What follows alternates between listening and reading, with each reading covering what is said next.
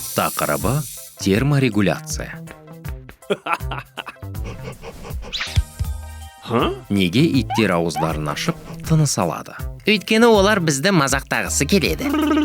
Жоқ. Олар терморегуляция үшін ауыздарын ашып тыныс алады. Терморегуляция бұл организмдердің өздерінің ішкі дене температурасын сақтау процесі. Ал мен кондиционерді қолданамын. Сен кереметсің. Біз адамдар ыстықтаған кезде денеміздің барлық жерінде орналасқан тер бездері тер шығарады. Тердің 99% судан тұрады. Бұл су біздің денеміздің жылуын алып, буланып, ыстықты жоғалтуға көмектеседі. Иттерде де тер бездері бар, бірақ олар табандарының астында орналасқан. Дегенмен, олардың табандары кішкентай, және көбінесе тұру мен отыруға арналғандықтан, олар арқылы терлеу тиімді жылу жоғалту үшін жеткіліксіз. Сондықтан иттер ауыздарын ашып тыныс алады. Осы процесте олар ұзын тілдерін шығарып, жиі тыныс алады.